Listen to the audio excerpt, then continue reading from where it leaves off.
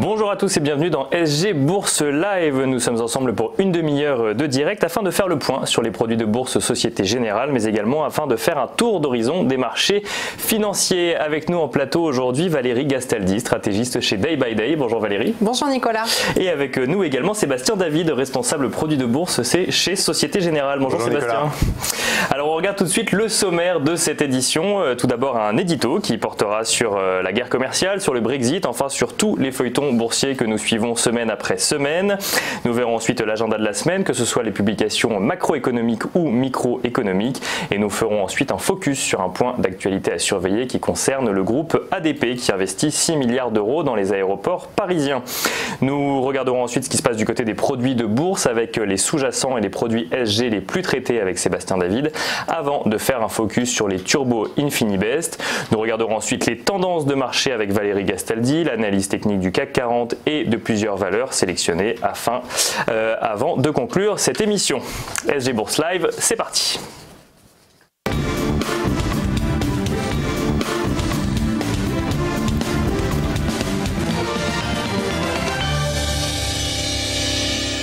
Pour l'édito de ce mercredi 3 avril, je vous propose de revenir sur les deux feuilletons préférés des investisseurs en ce début d'année, les avancées ou en tout cas les rebondissements en matière de Brexit au Royaume-Uni et les avancées ou en tout cas les annonces en matière de négociations commerciales entre la Chine et les États-Unis.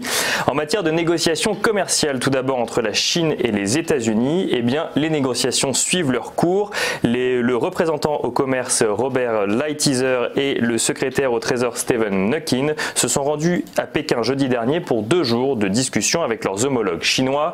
Si le secrétaire au Trésor se disait impatient de participer à ces rencontres fructueuses, le porte-parole du ministère chinois estimait lui qu'il restait encore beaucoup à faire en la matière. Peu d'informations ont ensuite circulé sur la rencontre en elle-même, à part un commentaire de Donald Trump qui assurait comme à son habitude que les négociations se passent très bien, tout en ajoutant qu'il ne signera rien d'autre qu'un excellent accord avec la Chine. Pékin multiplie cependant les messages d'apaisement et a décidé de prolonger la suspension des droits de douane supplémentaires sur les voitures américaines après le 1er avril. Le vice-président chinois Liu He est justement attendu aujourd'hui à la Maison-Blanche. Une rencontre dont tout le monde veut croire qu'elle sera prolifique, à l'instar du conseiller économique de la Maison-Blanche qui s'attend à réaliser de nouvelles avancées, tandis que le Financial Times titre ce matin « Les États-Unis et la Chine se rapprochent d'un accord commercial final ». Autre feuilleton qui nous tient en haleine chaque jour en ce début d'année, il s'agit des discussions parlementaires au Royaume-Uni à propos du Brexit. L'accord négocié entre Theresa May et l'Union européenne aura finalement été rejeté 3 fois par le Parlement britannique, même si l'écart entre le oui et le non se resserre à chaque vote. Le fait que la première ministre britannique ait mis sa démission dans la balance ne semble pas avoir plus porté ses fruits que la stratégie précédente. Au-delà de l'accord, le Parlement britannique se contente pour l'heure de rejeter toutes les options qui lui sont proposées, témoignant d'une vraie crise politique outre-Manche.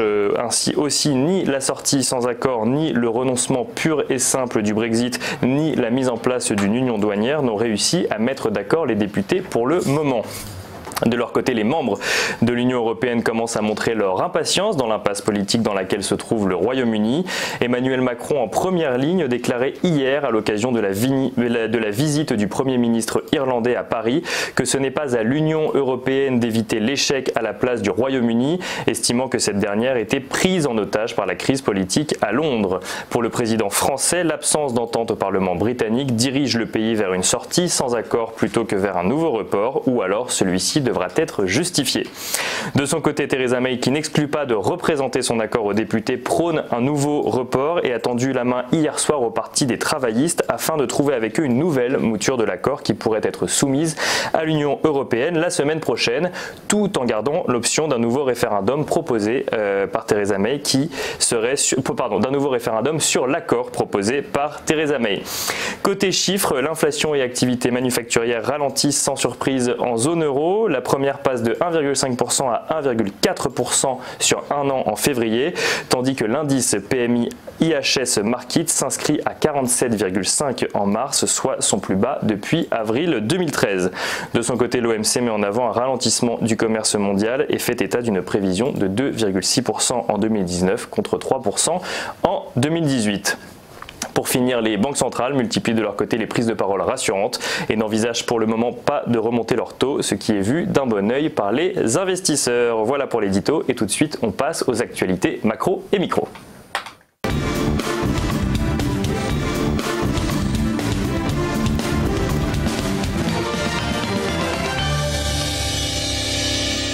On commence avec les actualités macroéconomiques. Sont attendus aux États-Unis d'ici la fin de semaine l'indice ISM des services pour le mois de mars, suivi des créations d'emplois pour le mois de mars, ainsi que le taux de chômage aux États-Unis pour le mois de mars. En Europe sont attendues les commandes industrielles en Allemagne pour le mois de février, mais également la production industrielle en Allemagne pour le mois de février et la balance commerciale en France pour le mois de février également. Côté entreprise, beaucoup de résultats annuels sont encore attendus, à commencer par Hopscotch Group, Groupe Gorge également, LNA Santé, Biocorp, Cofidur ou encore Oceasoft. Et enfin, le point d'actualité à surveiller concerne ADP. Le groupe a annoncé mardi son intention d'investir 6 milliards d'euros dans les deux aéroports parisiens d'Orly et Roissy-Charles de Gaulle dans le cadre du contrat de régulation économique portant sur la période 2021-2025. Un plan d'investissement qui permettra d'accueillir dans les meilleures conditions de qualité un trafic passager en croissance estimé en hausse de 2,6% en moyenne sur la période, a déclaré le groupe dans un communiqué. Dans le même temps, l'entreprise compte maintenir une politique tarifaire modérée et table sur une évolution annuelle des tarifs de redevance égale à l'inflation, augmentée de 1,35 points. Voilà pour l'actualité des marchés. Tout de suite, on passe aux produits de bourse avec Sébastien David.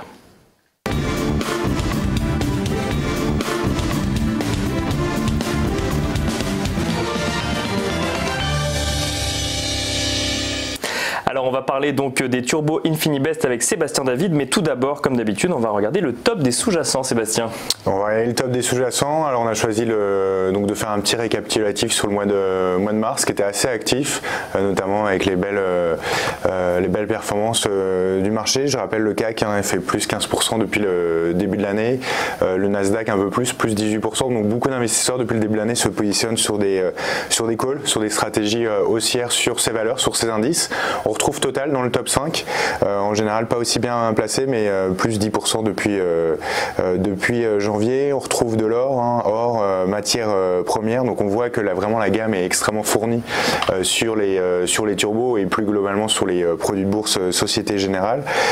Autre valeur également qu'on n'a pas l'habitude de retrouver, mais dont on parle souvent, notamment dans la presse, Casino, plus 9 depuis le début de l'année, mais moins 15 sur un mois, donc c'est une valeur sur laquelle il y a beaucoup d'amplitude, beaucoup de volatilité. Ouais. Donc il faut vraiment avoir ce qu'on appelle market timing, se positionner au bon moment sur ces valeurs. Attention aux corrections, parce que ça peut être assez violent. Là récemment Moody's a abaissé la notation de Casino, donc évidemment un peu de volatilité qu'on peut anticiper sur la valeur, et ça arrive assez fréquemment, mais les investisseurs se sont positionnés depuis quelques semaines sur des puts, donc c'est des stratégies baissières qui sont évidemment positives quand le marché baisse. Autre valeur à signaler, Iliad, qui a été pas mal chahuté depuis le début de l'année, notamment avec les résultats un petit peu décevants.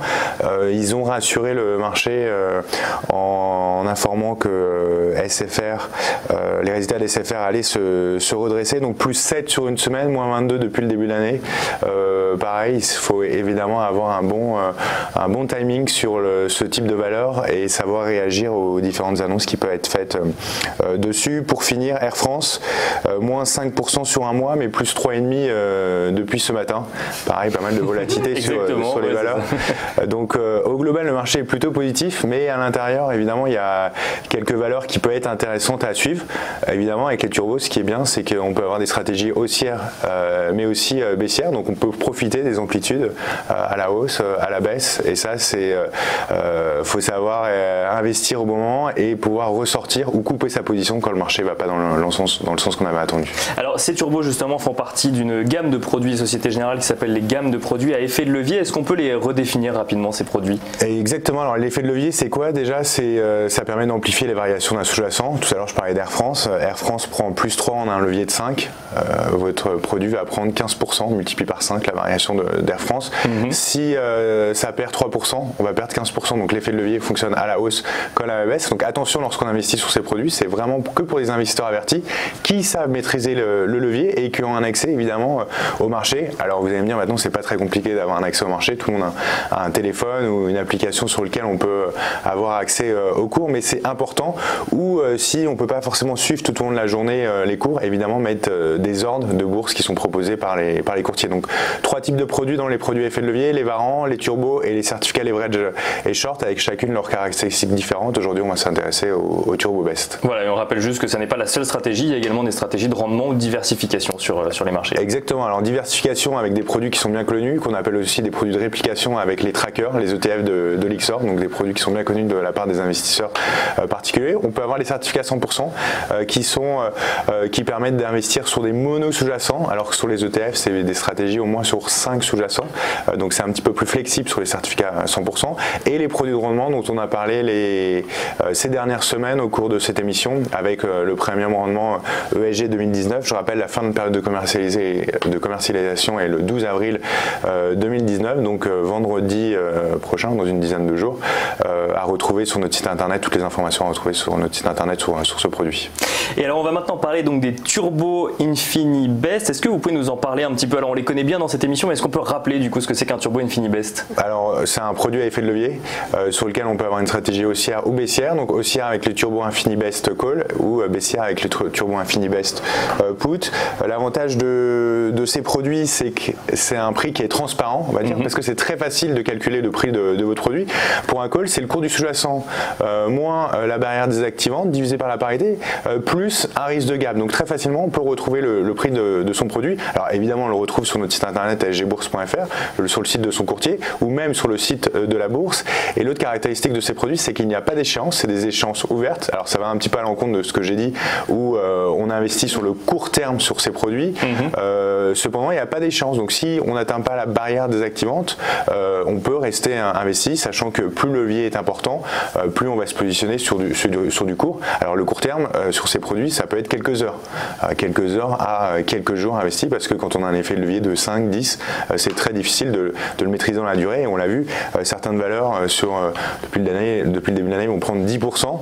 Cependant, en 2 jours, on peut perdre 10%. Donc si on a un effet de levier de 5 et que la valeur perd 10%, on perd 50% de son investissement. Donc attention quand on se positionne dessus. Alors Turbo InfiniBest, il y a 3 informations dans le nom. Turbo, donc on peut se positionner à la hausse ou à la baisse d'un actif. Infini, donc il n'y a effectivement pas d'échéance. Et Best, pourquoi Best du coup, Sébastien? Alors Best, c'est pas parce qu'il est meilleur que les autres turbos ou que les produits à effet de levier, c'est que la barrière est égale au strike. Donc c'est barrière equal strike en anglais. Et donc quand on parle souvent de niveau de financement, prix d'exercice, barrière désactivante, pour les Best, c'est toute la même valeur. Il n'y a pas de seuil de sécurité sur le produit comme on peut retrouver sur un turbo infini. Si on veut mettre un seuil de sécurité, un stop loss, j'ai envie de dire, on peut le mettre, mais c'est à chaque investisseur de le positionner chez son courtier. Donc on doit le mettre manuellement. Si par exemple on a acheté son produit 1 euro et on ne veut pas perdre plus de 20%, on peut le mettre à 0,80. Et donc on va pouvoir, si on touche les 0,80 en séance, pouvoir revendre son produit à 0,80 et éviter que le produit tombe à 0,50 ou 0,40 ou même soit désactivé. Alors attention, entre 2 séances, on dit qu'il y a un risque overnight, donc entre 2 séances, la nuit, évidemment le marché est fermé. Si aujourd'hui on avait sur le CAC une barrière désactivante à 5400 points et qu'on est à peu près à 5450 et que demain matin on ouvre à 5380, le produit va être automatiquement désactivé sans pouvoir ressortir du produit. Donc attention, lorsqu'on clôture la veille assez proche de la barrière désactivante, ne pas hésiter à ressortir du produit et peut-être se positionner sur un produit qui est un petit peu moins risqué. Donc ça, c'est à chaque investisseur d'anticiper ce qui peut se passer et avoir toujours un produit qui soit en adéquation avec son profil rendement-risque. Quand on achète son produit, peut-être qu'il va avoir un effet de levier de 3, 4, 5, mais si le marché ne va pas dans son sens, on peut très bien avoir un effet de levier de 10, 15 sur certains produits.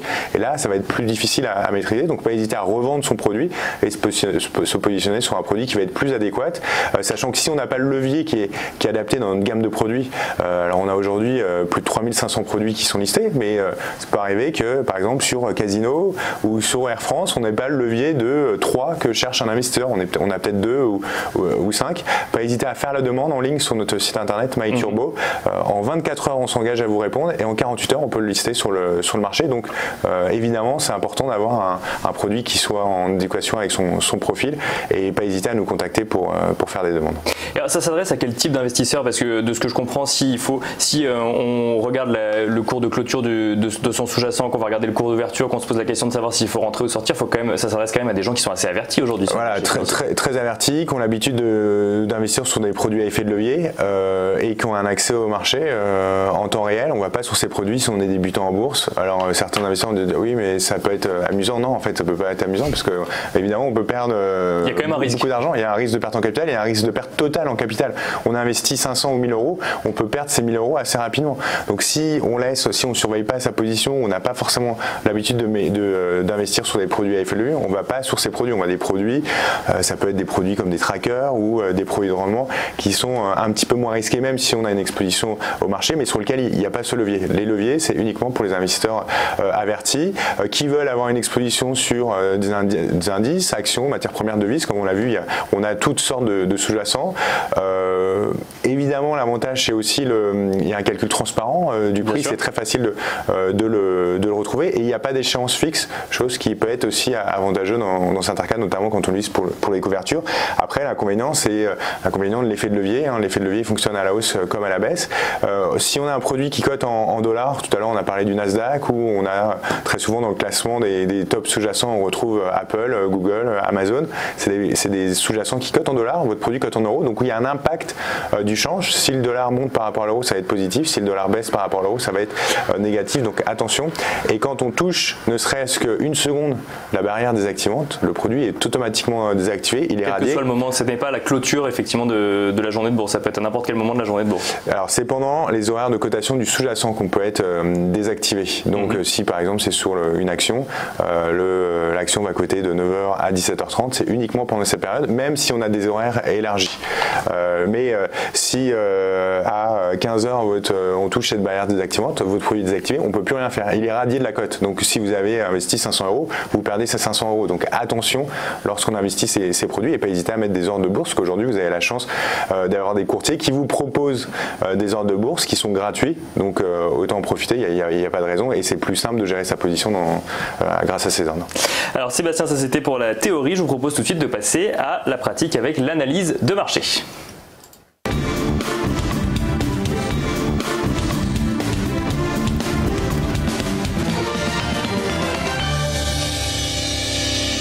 Et l'analyse de marché, ce sera avec vous, Valérie Gastaldi. Je rappelle que vous êtes stratégiste chez Day by Day et on va regarder tout de suite le CAC 40 pour commencer. Oui, traditionnellement.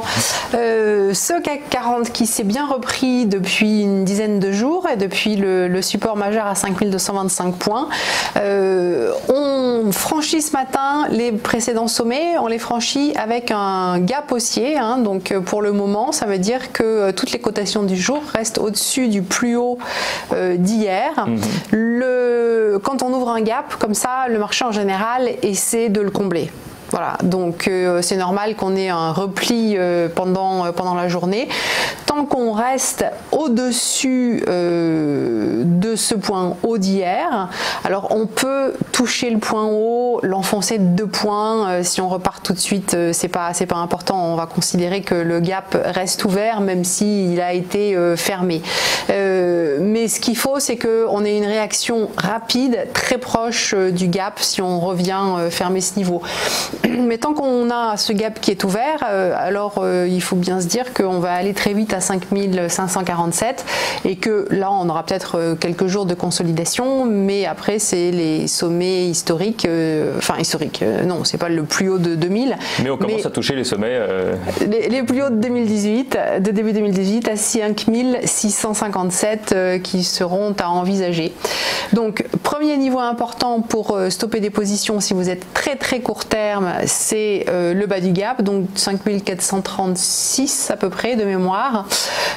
Si vous êtes sur un horizon de temps plus long, alors pour le moment, le niveau d'invalidation est loin parce que en fait c'est 5225. Tant qu'on est au-dessus de ce gros seuil, on a une dynamique avec des sommets qui restent ascendants, deux creux qui étaient plats, mais une dynamique qui reste quand même haussière. Voilà. Alors du coup une dynamique haussière, pour autant on peut avoir deux stratégies sur le CAC 40, haussière ou baissière avec un turbo Infinibest. Sébastien, qu'est-ce qu'on peut faire du coup avec un turbo Infinibest? Alors si on suit plutôt l'anticipation de Valérie avec la dynamique haussière, on se positionne sur un call à 4864 points, cours à 5,62 et l'effet de levier aux alentours de 10 pour le négocier 87,41 S. Et si on est plutôt baissier, on pense que le marché finalement va corriger, on peut prendre un produit à un put avec une barre exactante à 5859 points, cours à 4,46, effet de levier à 12 pour le négocier le N827S. Je rappelle que évidemment les cours évoluent en temps réel tout au long de la journée, notamment chez certains intermédiaires financiers. Ces turbos sont cotés de 8h à 22h, donc là c'était le cours à hier, donc pas hésiter à aller sur votre plateforme, chez votre courtier ou sur notre site internet pour voir le cours de votre produit et l'effet de levier s'il est toujours en adéquation avec ce qui se passe sur les marchés. Alors ça c'est pour donc du coup le CAC 40. Valérie, je propose qu'on aille du côté des marchés américains. Oui, enfin on n'a pas de produit particulier à recommander, mais c'était juste pour illustrer l'importance des gaps. C'est que sur le Dow Jones, le S&P, le Nasdaq, on a aussi des gaps qui ont été ouverts lundi. Ce sont des gaps hebdomadaires, c'est-à-dire que pour le moment, nous avons 2 jours de cotation et ces 2 jours sont au-dessus du plus haut de la semaine dernière. Donc ces gaps sont à surveiller parce que tant qu'on est au-dessus de ces gaps haussiers et qu'ils restent ouverts, on a vraiment des dynamiques franches haussières aux États-Unis. Si on ferme, on aura une consolidation. Mais pour le moment, on est dans la hausse. Donc j'enchaîne directement sur le choix de valeur parce que dans ce type de configuration, en fait, il faut plutôt chercher des valeurs à l'achat. Casino a beaucoup corrigé récemment, mais ce qui nous intéresse, c'est que vous voyez ici en marron la moyenne mobile 200 jours. Vous voyez que au début elle était plate, maintenant elle est haussière, que il y a 6 mois on l'enfonçait beaucoup, après un petit peu moins, encore un peu moins, et là on rebondit dessus. Donc on a un support avec cette moyenne mobile qui est plutôt haussière et on est en train de tenter de réintégrer le précédent support qui avait été enfoncé autour de 5,20 sur Casino. Donc on a quelque chose qui se reprend et qui est dans une tendance haussière, donc c'est peut-être le moment d'en profiter pour viser un retour sur les précédents sommets entre 5,60 et 5,80 à court terme. Et alors du coup Sébastien, une stratégie haussière sur Casino, qu'est-ce qu'on peut faire avec un turbo Infinibest? Alors on peut se positionner sur une stratégie haussière sur Casino. On a une échéance ouverte sur le produit, cours à 0,93, effet de levier à 9 et le Mnemonic 5930S pour le négocier. Et alors on vient de vendre la mèche en vous affichant du coup les 3 stratégies à l'écran. Du coup on peut parler d'EDF maintenant, Valérie. Oui, sur EDF, donc pareil, une valeur qui a baissé, qui est revenue sur un niveau de support important. On le voit déjà un petit peu ici, 11,90, cette série de points bas. Juste avant, on avait un sommet à 12. En fait, on a aussi cette divergence de MACD ici qui nous indique que la vitesse de la baisse est en train de ralentir sur un gros support. C'est l'opportunité là aussi de se positionner avec un stop sous 11,90. Donc on n'en est pas très loin. On peut attendre 12,35, 12,30 et pour envisager une reprise à 13,90 à relativement brève échéance. C'est sous 2 semaines ça. Et alors du coup même question Sébastien sur EDF si on veut se positionner à la hausse. Pareil, on a choisi un call qui a une barrière désactivante à 11, échéance ouverte toujours, le cours à 0,84, effet de levier aux alentours de 8 et pour le négocier le O906S. Je rappelle que tous les produits Société Générale finissent par un S, donc c'est facile à retrouver chez votre courtier. On continue avec les valeurs. Valérie, est-ce que vous avez une analyse sur Michelin? Eh bien oui, Michelin, bon alors elle était déjà en tendance haussière et elle a déjà un petit peu accéléré, mais c'est quasiment la première valeur du secteur automobile à s'être retournée à la hausse, en tout cas dans les valeurs françaises, c'est la première. Vous voyez que dès le début d'année, début février, on a validé cette tête-épaule inversée ici, en bas de tendance, suivi d'une accélération haussière. Récemment, on avait consolidé. On ressort par le haut de la figure de consolidation. Donc, on a le premier objectif à 112,30 qui est presque atteint, mais en fait, on peut tout à fait se dire que c'est le niveau suivant qui est beaucoup plus important, qui est à 118,65, 70 qu'il faut surveiller. Donc là aussi, en fait, idéalement, il faudrait que dans les 2-3 jours qui viennent, maintenant on a un petit repli pour se positionner un petit peu plus près de ce gap haussier qui a été ouvert avant le reste du marché. Et alors Sébastien, je me retourne vers vous une nouvelle fois. Qu'est-ce qu'on fait si on a une stratégie haussière sur Michelin? Alors stratégie haussière, on a une barre d'activante un petit peu en dessous du gap haussier à 95, le cours à 1,50, pour l'effet de levier on est à 7 et pour le retrouver sur son compte titre à 911 S. Voilà, donc il finit toujours par un S comme les produits Société Générale. On a également deux autres valeurs identifiées. Nokia, Valérie, est-ce que vous avez une analyse sur Nokia? Oui, mais en fait, tout à l'heure je suis allée un peu vite. Ce que je vous ai présenté comme Casino, c'était Nokia. C'était Nokia, effectivement. Ouais. Voilà, je me suis trompée en recopiant les noms et voilà, quand on est en live, on n'a pas toujours tous ces neurones disponibles. Les aléas du direct. Là, c'est Casino. D'accord, ok. Et c'est Casino sur un horizon. Elle se ressemble un petit peu dans la mesure où on a eu une forte baisse sur les deux au courant du mois de mars et qu'on essaye de repartir depuis ces points bas. Donc là, vous avez un horizon de temps intraday. Chaque barre représente 2 heures sur Casino. Et ce qui a retenu notre attention, c'est qu'on a quand même cette figure de retournement. C'est une sorte de tête-épaule inversée.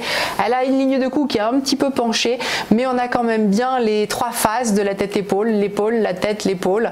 On refranchit une moyenne mobile qui est en train de s'incurver à la hausse. Donc tant qu'on est au-dessus de 33,90, qui est montré vert et qui représente à peu près la ligne de cou, eh bien on peut avoir des perspectives haussières. Et la première résistance qu'on va rencontrer qui pourrait interrompre cette reprise est à 42. Donc là on est sur du dynamique, c'est sur quelques jours.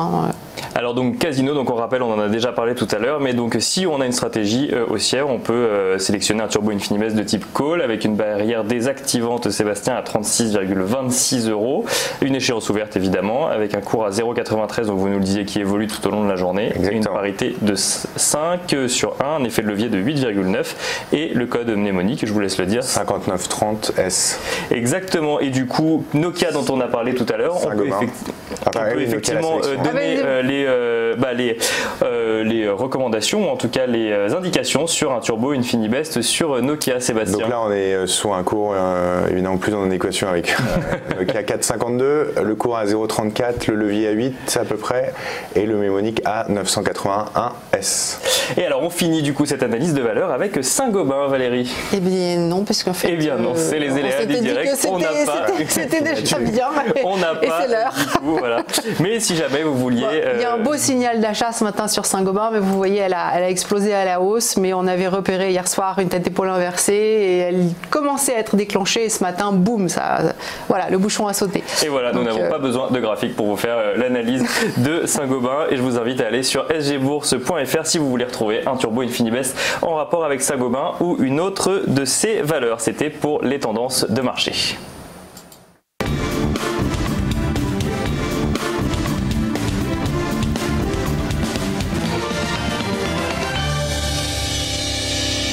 Et on finit cette émission avec le conseil du jour, on pourra l'appeler comme ça, avec cette question: comment voter pour le morning meeting en direct, Sébastien? Très simple, on va sur le site bourse.société générale, on peut voter tout au long de la journée jusqu'à 9h. On choisit le sous-jacent en fait sur notre page d'accueil. Par exemple, on peut choisir, on va le faire en direct, on peut choisir par exemple accord qu'on voit effectivement. Voilà, qu'on voit à l'écran. On peut choisir par exemple sur Capgemini et on choisit une dernière valeur comme Dassault Systèmes. On n'a plus qu'à voter et en fonction des votes de tous les investisseurs, les internautes, demain matin, The Buy Day fera une analyse sur les 3 valeurs qui ont été sélectionnées et à 9h15 en direct à retrouver sur notre site internet tous les matins. Donc chacun vote pour 3 valeurs et on sélectionne du coup celles qui ont recueilli le plus de votes en fait. Et on fait une analyse directement. Exactement. Et on ne peut voter qu'une fois. Et on ne peut voter qu'une fois, c'est important. Voilà. Effectivement. Merci beaucoup Sébastien, merci beaucoup Valérie pour vos analyses à tous les deux. Merci beaucoup de nous avoir suivis. Je vous rappelle que toutes les informations sur les produits dont nous venons de parler mais également le replay de cette émission sont disponibles sur sgbourse.fr et nous serons nous en live dans 2 semaines à 12h30, donc mercredi dans 2 semaines de midi à 12h30 sur TV Finance. À dans 2 semaines.